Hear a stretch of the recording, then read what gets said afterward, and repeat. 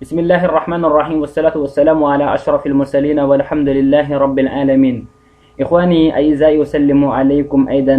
اليوم نواصل معكم في درس جديد في سلسلة تتعلم اللغة الفلانية. وفي درسنا الماضي سبق أن درسنا فيما يتعلق الحروف الأبجدية وأقسامها، وحتى الآن ما زلنا أيضا في تقسيم هذه الحروف، ولكن انقطعنا هذا الفيديو أيضا ليمكن أيضا تفصيلها، يعني ليساعد أيضا إن شاء الله. وينقسم حروف الفلانية أيضا إلى حروف الصحيحة الكل لابد، وهي أ إي أو أو. مثال: بري السيد غري هنكي غدري ألو. ثانيا حروف الساكنة الكل مومي، وهي الحروف الباقي، وهي ب ب ج د د ف ه ج ك ل م ن ñ ङ پ ر س ت و ي ي ب د ج غ. وهذه هي حروف الساكنة بمعنى الكل مومي.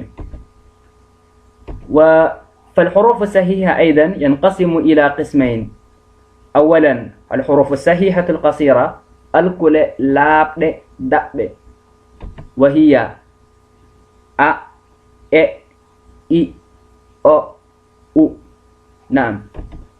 ثانيا الحروف الصحيحة الممددة الكل لابد دور تالي، وهي أ إي أو أو. مثال: جاسي بعد تشيد جيري تشيلال تشيمتي حوري بولو رولد فوتا تورو. والحروف الساكنة أيضا ينقسم إلى ثلاثة أقسام صغيرة، وهي الحروف الساكنة الغيثومية الكل موم يوند، وهي م ن ñ ŋ. أمثلة من ذلك: ŋالد ñuñu cumu تماتي نانا. ثانيا الحروف الساكنة المغيثمة الكل موم يوند يونديناد، وهي ng ñ nd ب ب. إذا رأيت هذه الحروف أيضا وهي مغيثمة بمعنى حرفين مركبة، يعني الحروف المركبة. أمثلة من ذلك: كنجي سامبا نجومري نانجي مبرو إند. ثالثا الحروف الساكنة المترددة الكل موم مه، وهي ب ب ج د د ف ج ه ج ك ل پ ر س ت و ي ي. الأمثلة: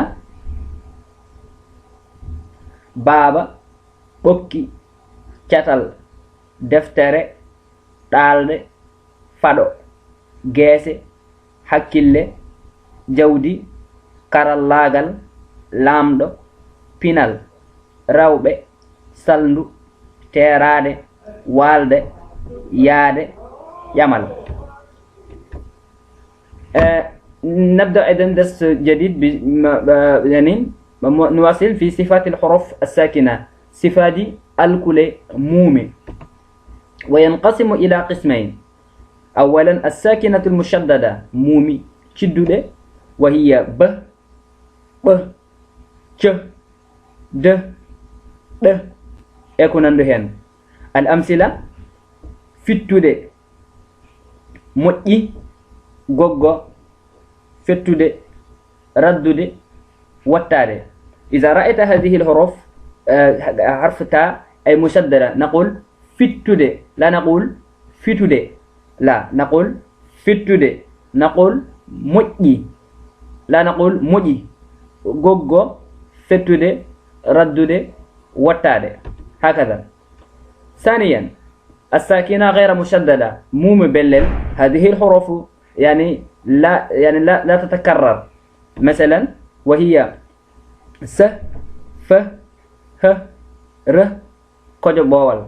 هذه الحروف يعني لا تأتي مرتين كما رأيناه في حرف تاء هنا.